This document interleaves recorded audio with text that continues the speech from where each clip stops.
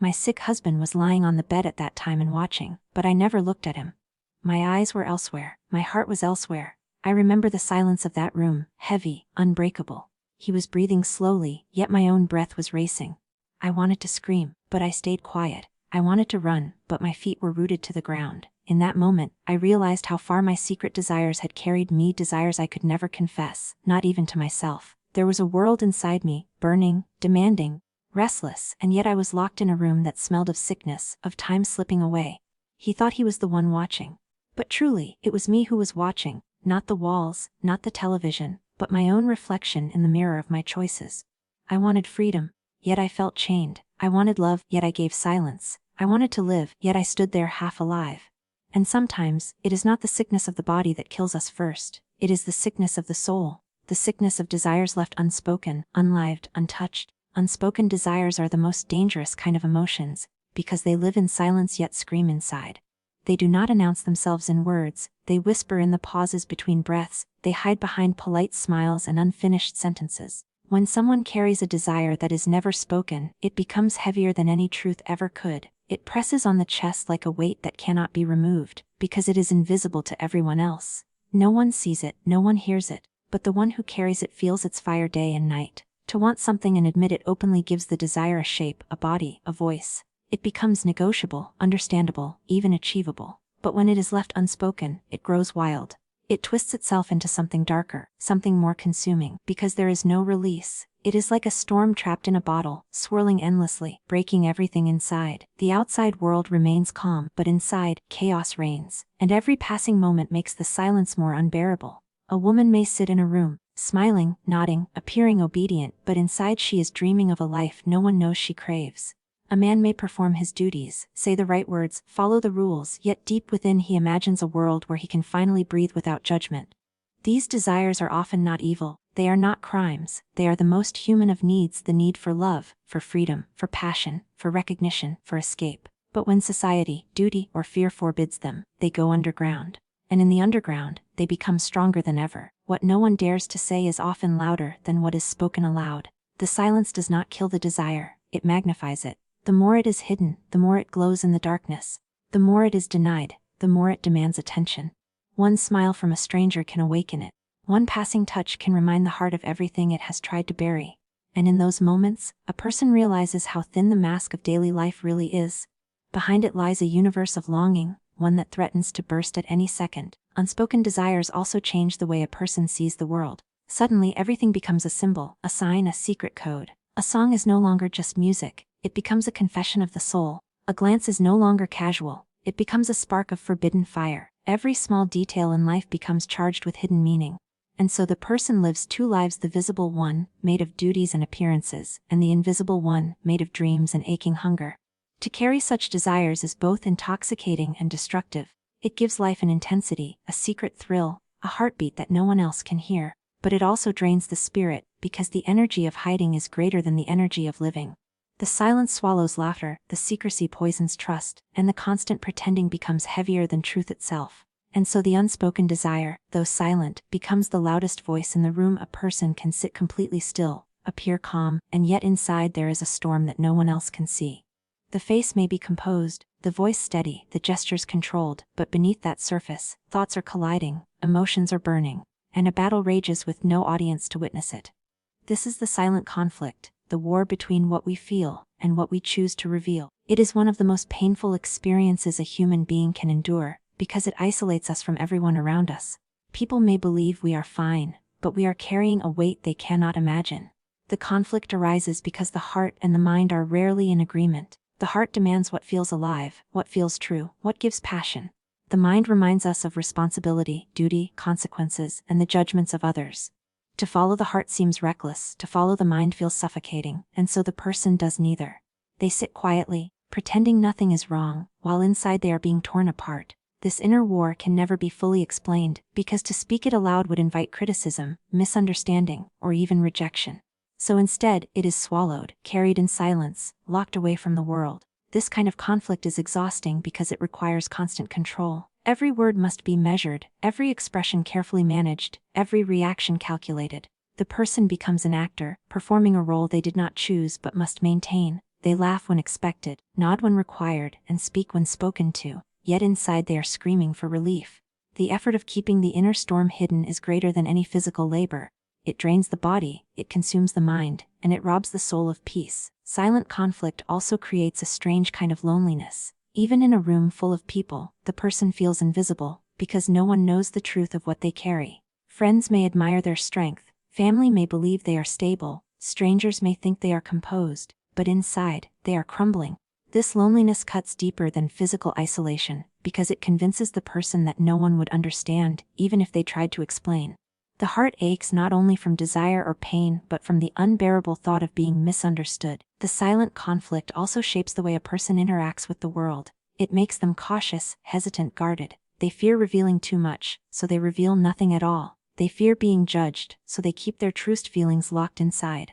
Over time, the silence becomes a habit, a second skin.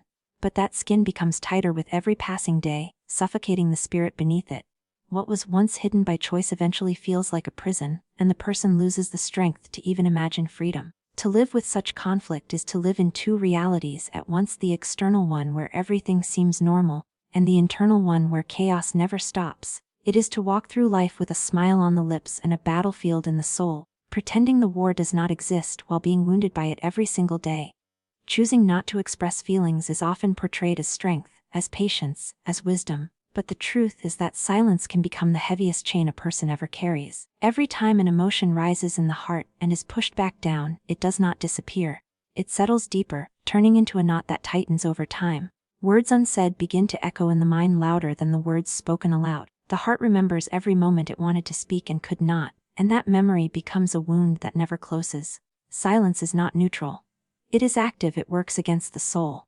It tells the person every day that their voice does not matter, that their desires are dangerous, that their truth must be hidden.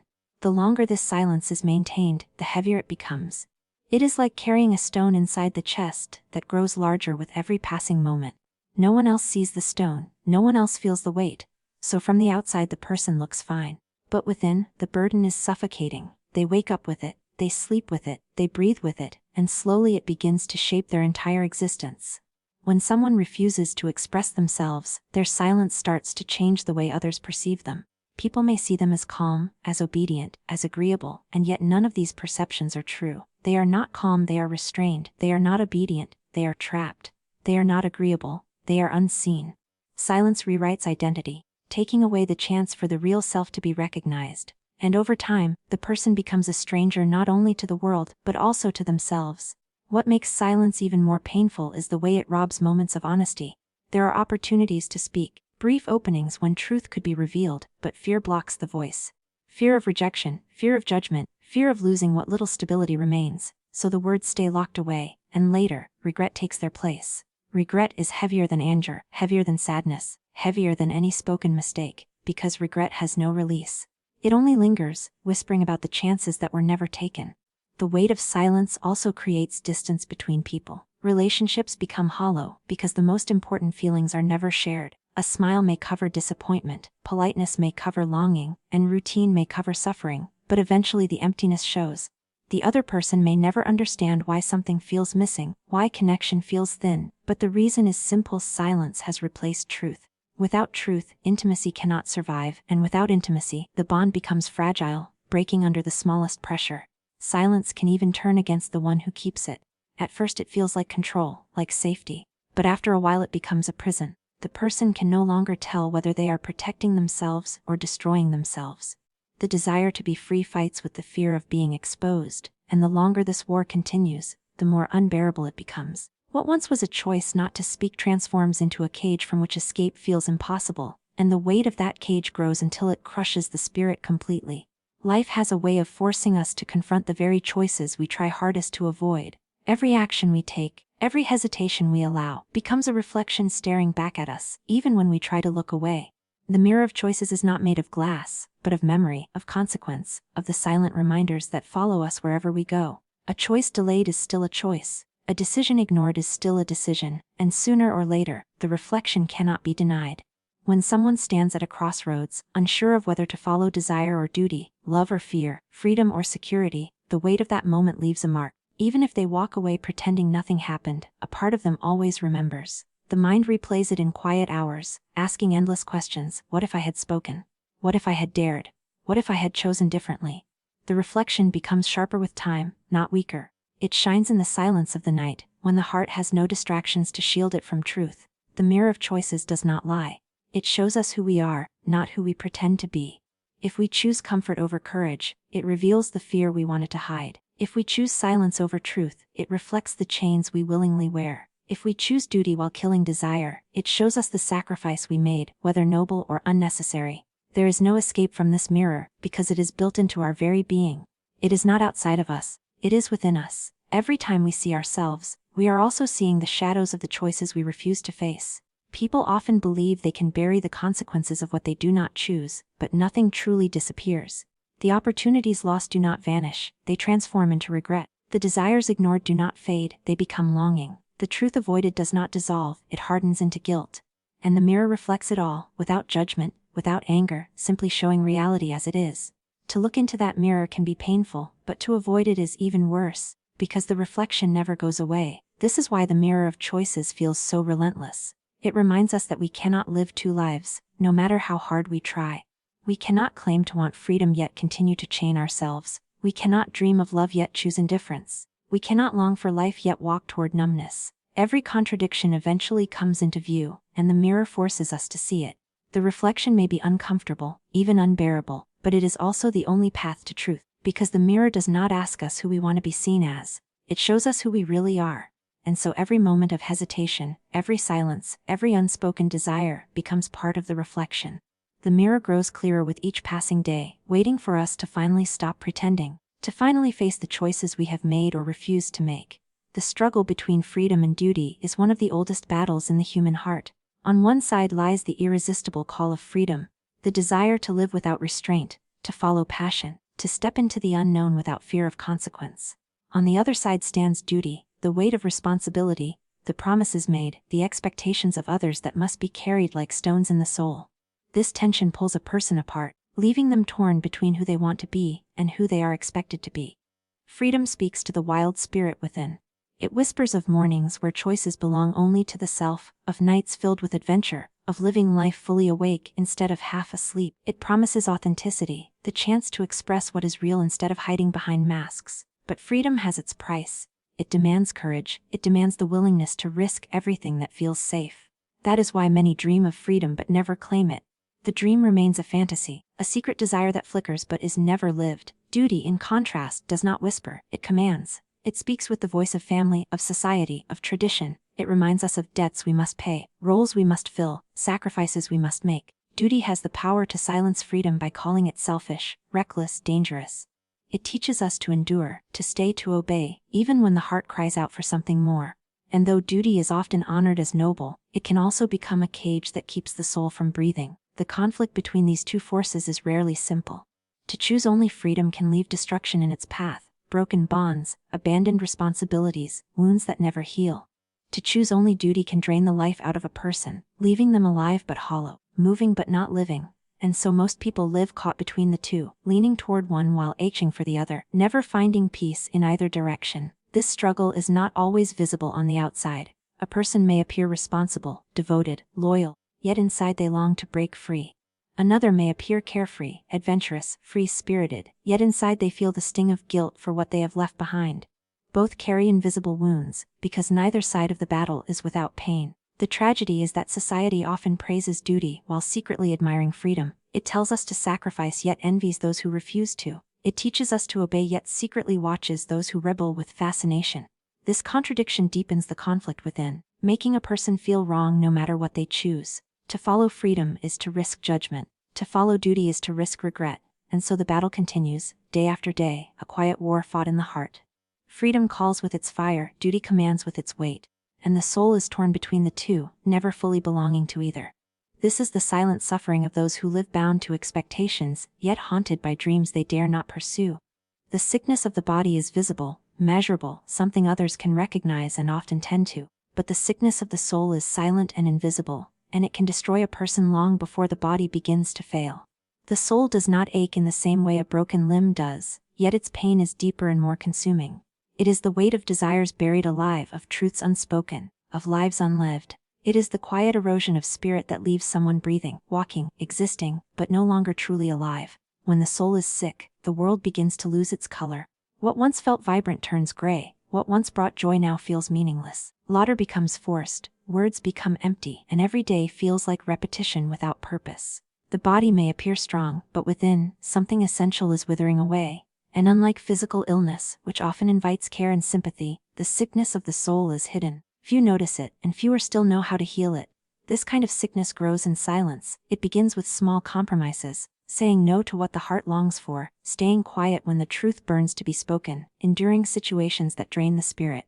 At first, these sacrifices feel manageable, even noble, but over time, they accumulate like poison in the veins. One day the person wakes up and realizes they no longer recognize themselves. Their dreams have become strangers, their desires ghosts, their identity a mask they can no longer remove. The sickness of the soul is dangerous because it convinces a person to keep going through the motions, to keep pretending everything is fine. They smile in public, they play their roles, they say the right words, but inside they are empty. This pretending becomes so routine that even they forget what it feels like to be genuine, and yet the emptiness grows, consuming energy, consuming hope, consuming life itself. It is possible to be surrounded by people, to be loved, to be admired, and still feel utterly hollow inside. When the soul suffers, even time changes.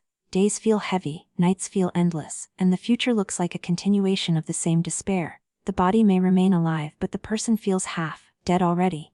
What good is health when the spirit has no reason to rise from bed? What use is longevity when every day feels like survival instead of living? This is why the sickness of the soul is often more devastating than the sickness of the flesh, because it robs life of meaning while the body still carries on. Healing the body requires medicine, rest and care. Healing the soul requires courage, truth, and the willingness to face hidden desires. But many never find that courage. They stay silent, they remain bound, and so the sickness deepens. To the outside world, they look fine. Inside, however, they are crumbling, consumed by the invisible fire of unspoken longing and the unbearable weight of a life unlived. So in the end, what do we learn? We learn that the deepest wounds are not always on the skin but in the soul. We learn that silence can weigh more than words, that unspoken desires can burn stronger than any fire, and that duty without freedom can turn a heart into a prison. We learn that life is nothing but a series of choices reflected back at us, forcing us to see not who we pretend to be, but who we truly are. And maybe, just maybe, the real sickness is not in the body at all. It is in the heart that beats without passion, in the voice that never speaks its truth, in the life that is lived only half awake. To heal such sickness, one must dare to speak, to choose, to live, even when it feels impossible. Remember this: the time will always come when the silence is heavier than the words we feared to say, and the regret more painful than the risk we refused to take. So let us not wait for tomorrow. Let us breathe today. Let us live today. Thank you for listening, for feeling, for walking with me through these hidden corridors of the human heart. Until we meet again, I leave you with this truth: life is fragile, desires are sacred, and the soul was never meant to stay silent. Goodbye, and thank you.